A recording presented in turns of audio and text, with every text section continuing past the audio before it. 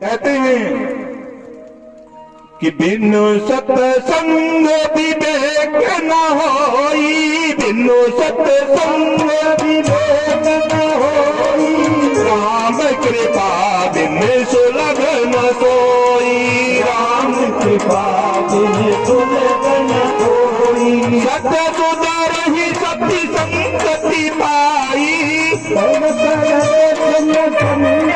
पाई, पारस परस दात सुहाई, ये है कि जैसे पारस पत्थर यदि लोहे में लगा दिया जाए तो सुहाना सोना बना देता है, वैसे संत पुरुष के शरणों में बैठोगे तो जीवन सफल हो जाएगा और जीवन धन्य हो जाएगा। बहुत सौभाग्यशाली हैं आप लोग जो ऐसे सुंदर रसपान कर रहे हैं। और गौ माता की जो चरणों की सेवा हो रही है, दो रज जिसके मत्थे पे लग जाएगा और गौ माता की जो अगर कृपा बन जाएगी तो जीवन सफल हो जाएगा। क्योंकि आप लोगों को पता हो या ना पता हो, आज मैं पूज्य महाराज जी के समक्ष इस बात को रखूंगा कि मुझे आप लोग बताएंगे कि गौ को माता क्यों कहा गया। आप लोगों को पता होना चाहिए कि गौ को केवल माता क्यों कहा गया। भैंस माता, बकरी माता, घोड़ी माता, गधेड़ी माता, ये माता क्यों नहीं बनी, खाली गौ माता क्यों बनी, गौ को क्यों माता कहा गया, इसका कारण आप लोगों को जानना जरूरी है। क्योंकि इसलिए गौ माता को माता कहा गया है क्योंकि जो धर्म देश का नाता है तो गौ हमारी माता है। क्योंकि धर्म क्या है, जो हमारे नंदी भगवान है वो हमारा धर्म है। आप लोगों को पता होगा बाबा शिव की सवारी नंदी की है और धर्म से जुड़ा हुआ हो जो चीज वही हम गौ हमारी माता हो सकती है, बाकी माता नहीं हो सकती है। इसलिए गौ को माता का दर्जा दिया गया है। अपनी माता तो 5 साल दूध पिलाती है, अपनी माता तो 5 साल दूध पिलाती है, लेकिन गौ माता आखिरी सांस तक दूध पिलाती है। इसलिए हमारा लोगों का कर्तव्य है कि गौ माता की हम सेवा करें। यदि आप लोग भगवान की पूजा करते हो तो भगवान की मूर्ति पत्थर से बनी होती है, उसमें प्राण नहीं होता, लेकिन गौ माता हमारी ऐसी है, जब पंचगव्य पिलाया जाता है और पंचामृत से स्नान कराया जाता है और विप्र देवता जब उसकी प्राण प्रतिष्ठा करते हैं तो उस गौ माता ने उस पत्थर को भगवान बना देती है। इसलिए गौ सर्वश्रेष्ठ है। क्या हो, इसलिए गौ सर्वश्रेष्ठ है और हमारे देश धर्म का नाता है, गौ हमारी माता है। इसलिए नंदी भगवान की हमको सेवा करनी चाहिए।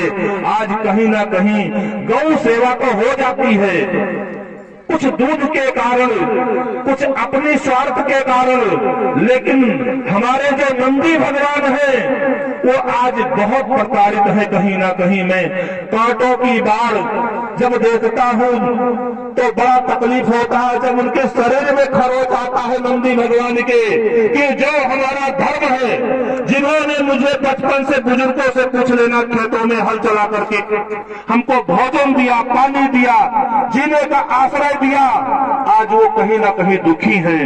इसलिए हम गौ को पालेंगे, लेकिन सभी लोग संकल्प करें कि हम नंदी गौशाला भी बनाकर नंदी गौशाला को पालेंगे। हमारे लिए बहुत महत्वपूर्ण है नंदी, और जब तक इनको हम नहीं बचाएंगे तब तक हमारा पूजा पद्धति काम आने वाली नहीं है। घर में मां दुखी तो बाहर गौ माता दुखी है।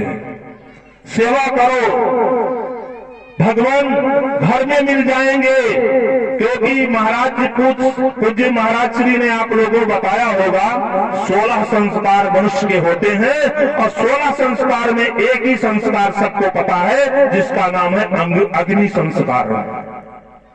मरने के बाद में शमशान में ले जा करके और जला देते हैं और वो खाक हो जाते हैं। कहते रहे कि लकड़ी जल के कोयला भई,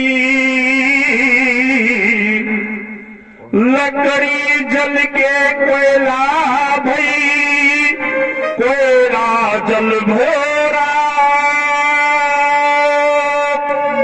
और मैं तो पापन ऐसन जली,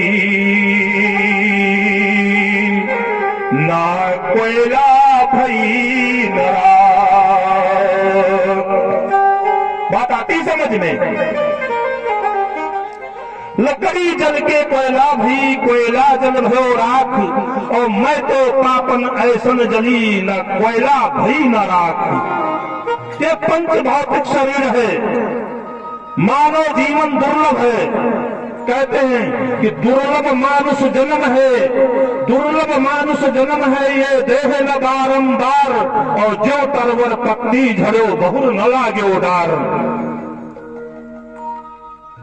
पंच तत्व से बनी है शरीर, जल अग्नि वायु आकाश और पृथ्वी। पंच तत्व विलीन हो जाएगी, आत्मा अजर अमर है। आत्मा न काटे कटेगी, न जलाए जलेगी, न मारे मरेगी, मर मर जात शरीर। पंच तत्व विलीन होने के बाद में कुछ नहीं बचने वाला है। मानव जीवन दुर्लभ है। जैसे पेड़ के टहनियों में पुराने पत्ते गिर जाते हैं, नए आते हैं, तो पुराने पत्ते